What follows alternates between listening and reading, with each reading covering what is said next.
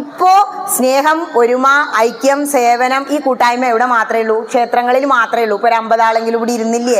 വേറെ എവിടെയെങ്കിലും പോയി എങ്ങനെ കാണാൻ പറ്റുമോ? കൊറോണയാണ് ഇപ്പൊ പുകണ്ടാട്ടോ എന്ന് പറയും.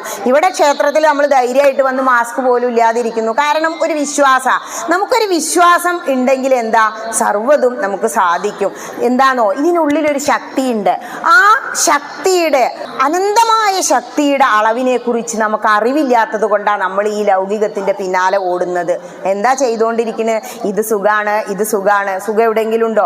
നിത്യമായ സുഖം എപ്പോഴേ ഉള്ളൂ? മോക്ഷം കിട്ടുമ്പോൾ. ഈശ്വര കഥകൾ അങ്ങനെ കേൾക്കുമ്പോൾ, ഇന്നലെ 10 മുതൽ 12 പറയേണ്ടതൊക്കെ പറഞ്ഞ് പിന്നെയും പോയത് ഞാനും നിങ്ങളും അറിഞ്ഞില്ല.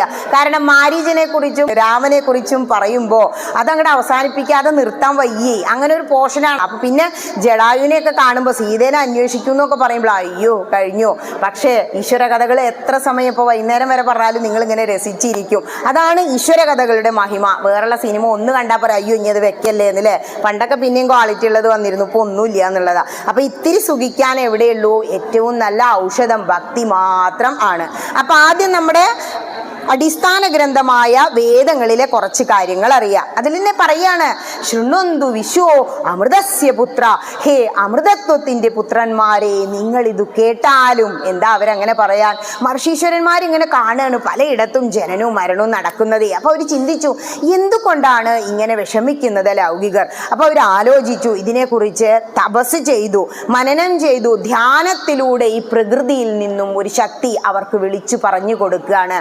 നിനക്ക് ജന്മം കിട്ടിയത് ഇങ്ങനെ സുഖിച്ച് കഴിയാനല്ല. എന്നിവിടെ കഴിയാൻ പറ്റുമോ? ഇതിന് മാറ്റം വരുന്നില്ലേ? അപ്പൊ ഇത് ശാശ്വതമല്ല. ശാശ്വതമായത് എന്തേ ഉള്ളൂ? അമൃതംഗമയ, അമരത്വത്തിലേക്ക് നിങ്ങൾ ഉയരണം. അതിനുവേണ്ടി എന്തു ചെയ്യണം? നിങ്ങളിത് കേട്ടാലും. അവർ വിളിച്ചു പറഞ്ഞു. അതാണ് സ്വാർത്ഥതയില്ലാത്ത സന്യാസി പരമ്പര. അവർക്ക് കിട്ടിയ അറിവിനെ വിളിച്ചു പറഞ്ഞത് പിന്നീട് ഗ്രന്ഥങ്ങളിലാക്കി വെച്ചതാണ് വേദങ്ങൾ. ഒരുപാട് താളിയോല ഗ്രന്ഥങ്ങളിൽ എഴുതി അവസാനം വേദവ്യാസ മഹർഷി ഉച്ഛിഷ്ടം ജഗത് സർവം.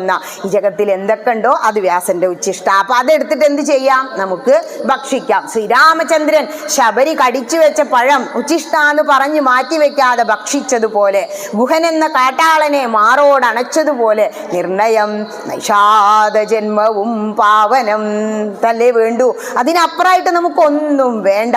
അങ്ങനെ നമ്മുടെ വേദങ്ങളെ കുറിച്ച് മഹർഷീശ്വരന്മാർ അറിഞ്ഞ് മനനത്തിലൂടെ ധ്യാനത്തിലൂടെ എഴുതി വെച്ച ആ വേദസാരങ്ങൾ അടങ്ങിയ ഇതിഹാസങ്ങളിൽ ഒന്നാണ് നമ്മുടെ രാമായണം. അതുകൊണ്ട് അതിലെ തത്വങ്ങൾ നമ്മൾ അറിയണം. പ്രത്യേകിച്ചും രാമനെ കുറിച്ച് സത്യസന്ധമായി നമ്മൾ മനസ്സിലാക്കണം. ഇനി ആഗമക്കാതൽ എന്ന് പറയുന്നത് എന്തുകൊണ്ട്